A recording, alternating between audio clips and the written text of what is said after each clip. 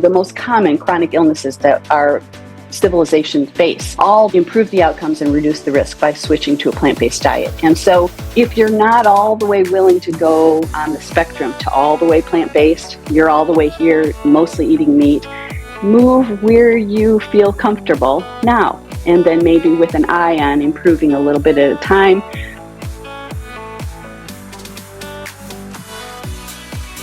Hi, everyone, and welcome to Smart Women Talk. This is Katana Abbott. If you're on social media, you've probably been bombarded with all kinds of promotions on carnivore diet, the keto diet, as well as the benefits of eating more plant-based foods. It can be very confusing for sure. And I really believe it's more complex than just picking one or the other. But I also believe that eating more plants, especially organic, is smart.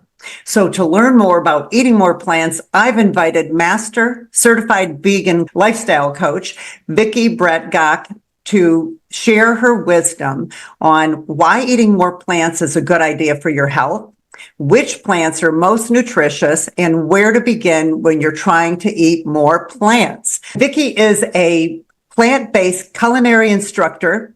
She is a certified personal chef and the author of Plant-Based for Life cookbook. So welcome, Vicki. Thank you so much, Katana. I'm so happy to be with you. And this is my favorite topic. I love the fact that you're in your kitchen. And is this your office?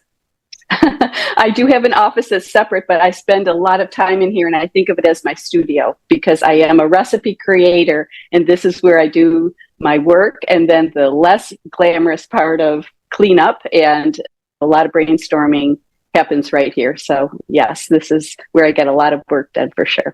I bet. And it's a nice looking kitchen too. It looks like a great place to work. Thank you. Why don't you tell us a little bit about what you do and how did you get started in this? I am a recipe creator and I am a blogger. I've been blogging and sharing recipes at AnnArborVeganKitchen.com since 2012. I am also, as you mentioned, a certified personal chef. So I do some work with clients, less of that right now because I just don't have time.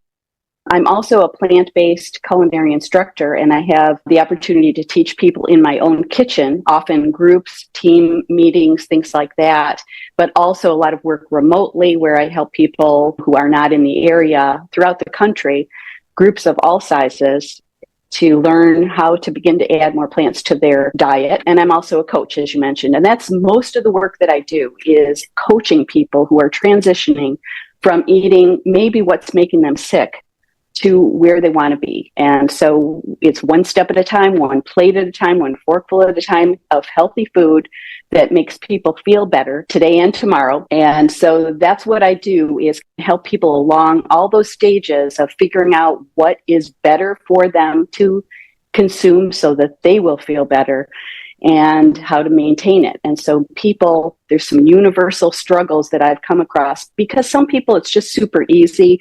They just change to a plant-based diet. Most people find some obstacles in the way. I wasn't raised plant-based, and I know that for me, it was a little bit of a struggle to know what's on my plate if it's not roasted chicken or something that's the way I grew up with just meat-based meals. And also, I had 2 children and a husband who were used to the way I was originally cooking for them. And so the transition for them made the struggle a little bit tougher still in some ways of transitioning because I had to also convince them that this was going to taste good and that they were going to feel great and they wouldn't feel like they're missing anything. So I learned along the way that there are some struggles. I understand the struggles and challenges that many people face as they're trying to improve their diet, not quite sure how, and not sure what to do about some things that they're concerned about. So a lot of times it's social, and I don't want to get ahead of ourselves, but a lot of times it's just not having the support system they need. A lot of times it's just knowledge or comfort with what choices will be good for me. And so there's all kinds of things in between. What do I do if I travel? What do I do if I go to a restaurant? What do I do when my friends are gathering for pizza and I'm not sure what to do? What do I do if I have cravings? So many things. But I found that there's some universal ones that come up very commonly for people transitioning to eat more plants. And so I have found that it's my life's work to help people find a healthier way to eat. And so, yeah, I feel like it's my mission, and I'm here to help people find what makes them feel good. So were you eating meat and all that? How were you raised? Yeah. And I was raised like so many people of my generation with a family eating the traditional American diet. So, yeah, bacon and eggs for breakfast. That's what my mom thought was a great breakfast. Dinner was a pot roast or meatloaf or chicken or whatever, those kinds of things, mashed potatoes and maybe a canned vegetable or something like that. That's how I was raised. And my mom was a good cook, but I don't describe it necessarily in the way that gives her enough due. But she was a good cook and a great baker, and I learned a lot from her. But along the way, she became unhealthy. And so I was raised with a mother who was ill a good portion of her life. I think I was about 11 years old. I'm the youngest of 3 kids. And I was about 11 when my mom was diagnosed with diabetes. Now, she had been smoking 3 packs of cigarettes a day, and she suffered a mild stroke that put her in the hospital. They discovered that she was diabetic at that time, had extremely high blood pressure. She used to drink Coca-Colas like they were going out of style, and smoke. That's an early memory of mine of her. She went cold turkey, excuse the expression, cold tofu, and gave all of that up, stopped smoking, stopped eating a lot of food that wasn't good for her, and tried to switch to a healthier diet, and did the best she could for many years. But eventually she did develop some complications from being diabetic, and she had some heart problems, some kidney problems, neuropathy, angina, just a lot of problems. And I lost her when she was 80 years old. Mm-hmm. Now, I just turned 70. It's really on my radar, and it has been for decades, what the impact of nutrition on our health. And I know that my mom was doing the best she could. She thought she was making good choices when she used margarine instead of butter, or bought low-fat dairy products instead of non-dairy. Growing up, I never even heard the word vegan. To eat. They tell us to eat those kind of things, like the low fat, with a lot of these diets. But she still lived a long life. But I see that the quality at the end wasn't there. That's exactly right.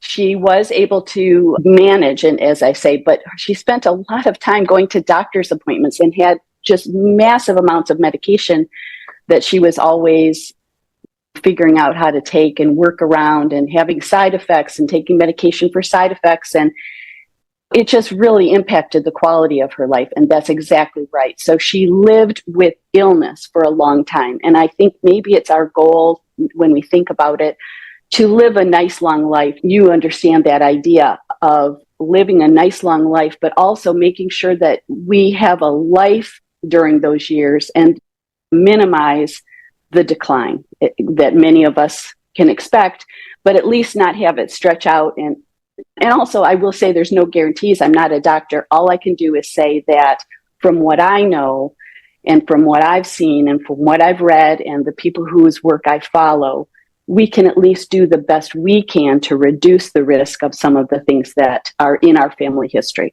And that was really what raised my awareness, was the family history I was facing as my brother and sister, who are older than me, started to flirt with some of these same problems my mom had. I could see what was on deck for me if I followed the same path.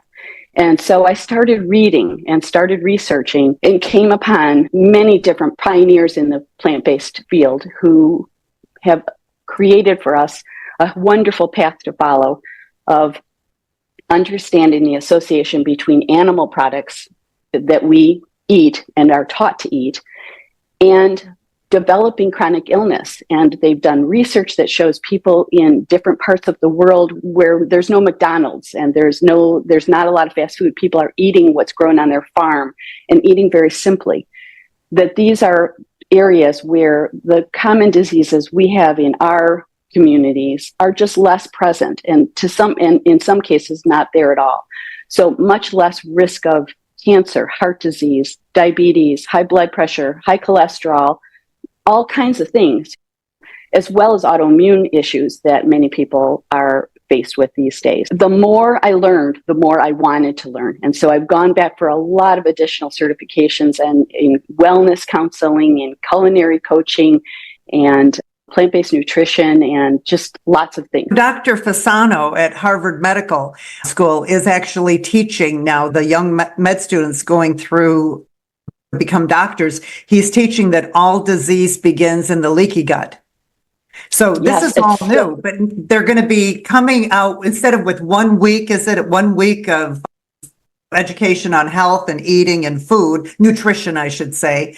They're coming out with this kind of education. So hopefully, especially starting there, hopefully the whole thing can change, because the medical doctors, when you go in for treatment, they're treating the symptoms and they're not getting to the cause, and they're not teaching about food. I just was in with my doctor and I asked, should I watch what I eat? And he's, oh, the liver and the kidneys are going to filter all that out. Don't worry about it. It's such an interesting point. I just completed a 10-part series on inflammation where everything comes back to exactly what you said, our microbiome and leaky gut and all of these things that are related to what we eat, which raises inflammation, which changes every part of how we respond to everything. And what can happen when the liver is overloaded because we have inflammation and because we're asking too much of it, and all of these really interesting things. And Dr. John McDougall, I'm certified, Starch Solution certified through his program as well. He's in California and very well thought of. He talks about the fact that the food that we eat creates what he calls food poisoning. It's a variety of food poisoning. It's just not as immediate. If you've eaten some bad shrimp, not a couple hours later, this may take 10 years or 20 years or longer before we might see some results in our body that are the long-term results of a long series of choices that led to our bodies just being overwhelmed with food that it doesn't know how to process. So it's very similar, slightly different take on the same concept of what we eat matters. And I think sometimes it's hard to connect the dots between how we feel and what we've eaten, because no one has taught us to do that, to make that connection. But when you begin to notice that one kind of food agrees with us, gives us energy, or maybe gives us the opposite, we feel foggy or sluggish or have a stomach ache or feel bloated or all the different ways that we might respond, that this is our body telling us something. And one example, Vicki, is that I've always felt I can eat pretty much anything I want, and then I realized that I can't eat gluten. And so I know that food can affect us. The other thing I notice is I love dairy, really good cheese. So I'm eating the better dairy products, but this is my question for you. I notice now, because I cut it out for a long time with none, and then now when I eat dairy, I get stuffy nose. And I'm realizing, oh my gosh, I think it might just be the dairy. Can you talk about that? That's a great observation. And that sensitivity to a response to food is so interesting. And I will say that I identify so much with what you said, because cheese was the last thing I gave up along my journey. But cheese took me a little longer in that journey. So I was eating meat originally, again, before I became vegan. Then I reduced to just pretty much salmon on my Caesar salad with Parmesan cheese, that kind of thing. But I was eating cheese 3 times a day, all the way up to the point that I became vegan. I turned vegan, and that first year or so, I slipped off my own wagon a few times when I'd see we'd have pizza night with our in-laws or whatever. Like every once in a while, I'd go weeks and maybe months, and then I would slip and I'd have a few pieces of pizza. And I thought, well, I've already had pizza. I may as well have some ice cream now. But I will say that I made those choices back when I was eating cheese to eat the very best cheese. It was the best Parmesan. I loved white cheddar. It was Purano. There's many that I loved. My husband used to call me a cheeseaholic. I had it 3 times a day. So eventually I gave that up. But part of what helped me give it up was making that association with feeling stuffy, because it is mucus producing. And it's part about the way our body is responding. The animal products we respond to, because it's so much like our own tissue, that we begin to respond and rebel against it. So it's difficult, but cheese is particularly addictive, literally. Mm-hmm. There's a book called The Cheese Trap by Dr. Neil Barnard that's extremely interesting, because the cheese trap talks about how, and there are many other resources on this, but this particularly about cheese, that it is literally addictive. Cheese creates in our brain casomorphins, which are similar to the way we respond to morphine. It's a low dose of it, but it is addictive. And dairy products are built to bring back the baby to the mother, and that bond, it is literally addicting and then very soothing. So we love it. And there's a reason that we feel like we want it. We crave it so much. That one might be a little trickier of all the choices that we're talking about to get to. But I think it's worth it because that, of all the things that we've mentioned, is the hardest on the kidneys. And so if we can reduce the cheese intake to closer to none, you'll find that it's actually better for your kidneys because it's a really high acidic load. Wow. Yeah. And so what if we are trying to have a more alkaline system? I know that things like the cheese and the meats are going to be more acidic. I'd like you to talk just a little bit about this acid and alkaline. And then I also want to get to this idea of what is a whole food plant diet? Is that important to us? And so the answer is yes. Our bodies are actually, when you said something before that kind of reminded me of this, I think that our bodies can be very resilient in at least our earlier years. Many of us are blessed with some amount of luck with our health in the earlier years. As we get a little bit older, very often we expect to get ill, but we don't have to. It doesn't have to be that way. We can take a little bit more proactive control, but the way to do that is what we eat. It's our fuel. It's if you gave your guests the wrong kind of gasoline to your car. It's what's making our cells, literally. We have to feed our cells what our body needs, and our brains run on carbohydrates, run on the good kind. So I'm not saying go eat a donut. I'm not. I'm saying eat an apple, eat a salad, because these are naturally the right pH for our system. And it's not that we can't eat some amount of meat or dairy products in our bodies. Many of us can be resilient enough to process it, a smaller amount, probably more easily than a large amount. But if we eat none, we are asking our bodies to be in their best high gear, giving us more energy, making us want to jump out of bed in the morning, giving us our best creative boost, making us feel exercising, making us sleep better, all kinds of great things. And all of this comes from the nutrients we're getting from the plants, the fiber we're getting from the plants, because an animal-based proteins and dairy do not have any fiber at all. And we need that fiber, and that's what helps our microbiome. And one thing leads to the other, and all of these have the same kind of answer. The most nutritious foods on the planet are greens and beans and all of these other plant foods we're talking about, but particularly greens and beans. So I always am thinking, how can we get more greens and beans into our diet? So you're talking about eating all these plants. Does it matter if we buy organic or non-GMO? I think that for those people who can afford it and have access to organic, it's a great choice. Some of us may be more sensitive to it than others, but I think whenever you can get organic, it's a great idea. I personally get organic vegetables and fruits whenever I can, if they look good. But I make a point of getting only organic and non-GMO soy products, corn. I make a point whenever I can of only buying apples, grapes, all the things that are on the Dirty Dozen. And I have to admit, I haven't seen the most recent list, but I always... Like, what is the Dirty Dozen? You don't have to name them all for sure, but just to give us an idea and what that actually means.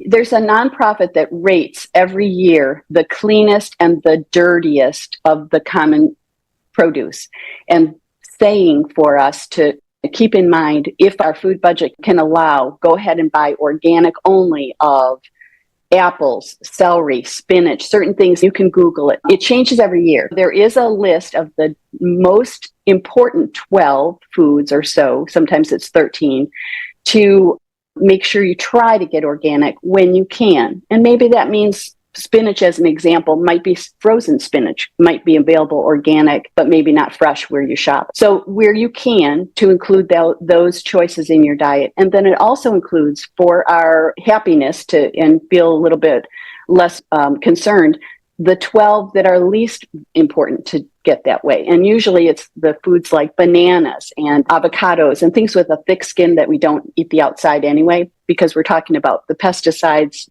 things with a thick skin, a pineapple or something like that may be less important to make sure it's organic. But I always think organic is important when you can, and GMO is important when you can to avoid GMOs. But on the other hand, don't let perfection be the enemy of the good. Still, make your shopping cart, because that's where good health starts, at least 50% produce, because plants is what our body needs.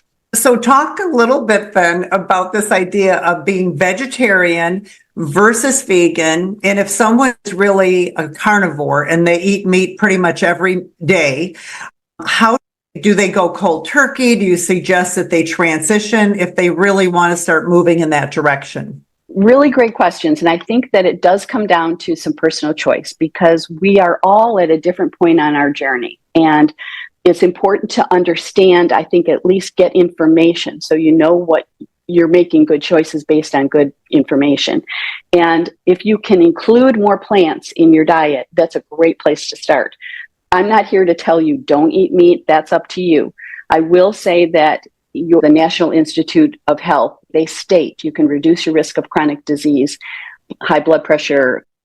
I just made a quick note of this. All kinds of chronic diseases improve your outcome. Blood pressure, glucose for people suffering with either prediabetes or diabetes, reduce your risk of obesity, and manage your weight, all kinds of things, plus several cancers and maybe other things I didn't mention, but certainly heart disease, the most common chronic illnesses that our civilization face, all improve the outcomes and reduce the risk by switching to a plant-based diet. And so if you're not all the way willing to go on the spectrum to all the way plant-based, you're all the way here, mostly eating meat, move where you feel comfortable now. And then maybe with an eye on improving a little bit at a time.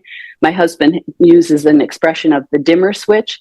Maybe you want to make some incremental changes and see what suits you best, with an eye toward continual improvement. And maybe you're willing to jump all the way in because, and often this is the case for a lot of clients that I work with who have been given a cautionary moment with their doctor saying you either are going to go on this medication or you have to go on a plant-based diet. And not all doctors share this information. I know many patients are willing to take medication and maybe don't even know there's an alternative.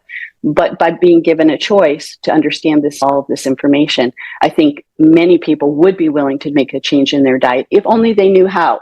And that's where cookbooks, blogs, Ann Arbor Vegan Kitchen, there's millions out there.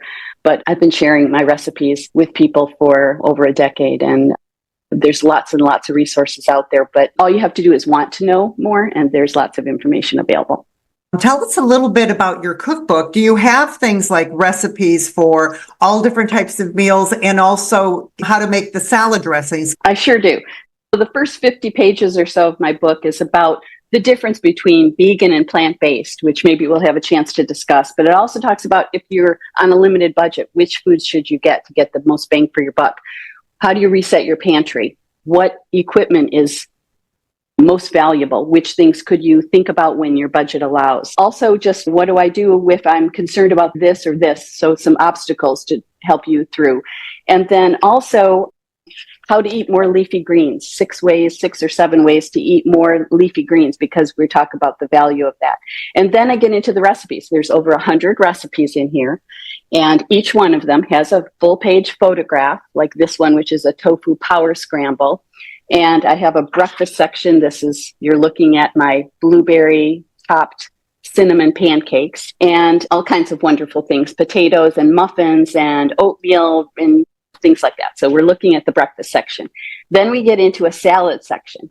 And so I'll just hit that for you here. So here's our salads, and the one that's on the cover, which is my rainbow harvest salad. I've got a Caesar salad in here. This is my buttermilk ranch dressing salad over simple greens, which is one I make every week in my own kitchen. These are the recipes I make myself. They're all really easy. These are the things I teach my students. This is a potato salad. We've got coleslaws. We've got salad in a jar, which is very portable to take with you to work. Here's another one, which is a really fun recipe. How old are your kids? Are they young enough to take a lunch to school, or? They were, not anymore. My daughter is about to turn 30 and my son is 32. Yeah. So here's one that I call a beet Caesar dressing over a salad that has some barbecue tempeh in it. So it's really delicious. And so anyway, you're getting the idea. I've got a burgers section with delicious burgers. With summer coming up for everybody, having the opportunity to make vegan burgers would be very cool. Absolutely. And I make those regularly in my own kitchen. And I will say all of my recipes are gluten-free. They're all sugar-free and they're all oil-free. So they're all really easy for people of all eating persuasions to add to their diet. And there's just 5 or 6 ingredients here. These are my banana monkey bars, all kinds of fun stuff. 100 recipes available on my website. It's called the Plant-Based for Life Cookbook. And the subtitle is Deliciously Simple Recipes to Nourish, Comfort, Energize, and Renew. And it's also available on Amazon. Oh, that's wonderful. And then how do people connect with you? So Ann Arbor Vegan Kitchen, Ann Arbor like the city, AnnArborVeganKitchen.com is my website. And I also have on there a recipe blog, a page about my coaching, a page about the classes that I offer, and a page that is a shop page. So you can see some of the batch cooking courses that I offer, my cookbooks for sale, my new ebook, and also a contact page. So if you have questions, feel free to reach out to me. Subscribe to my mailing list for free, of course, and then you'll get my new recipes as soon as they are published, and keep up to date with me anywhere I might be appearing and things like that as well. And I'm also on Facebook as Ann Arbor Vegan Kitchen, on Instagram as A2 Vegan Kitchen, and on YouTube as Ann Arbor Vegan Kitchen as well. Okay, and for those that are not in Michigan, A2 is Ann Arbor, and a lot of people are familiar with University of Michigan, so that's AA is Ann Arbor. Wonderful, Vicki. It's been fantastic having you here. So much fun. I think a lot of people will be motivated and have more questions. I'm sure they'll circle back with you. I want to thank you for being here. My pleasure. Thank you for having me. Wonderful. And if you enjoy this type of show, please join our list. Just go to joinsmartwomen.com. And when you do, you'll receive our monthly theme-based easing and be invited to the Smart Women Academy. So until our next show, go out and live with more purpose, passion, and prosperity.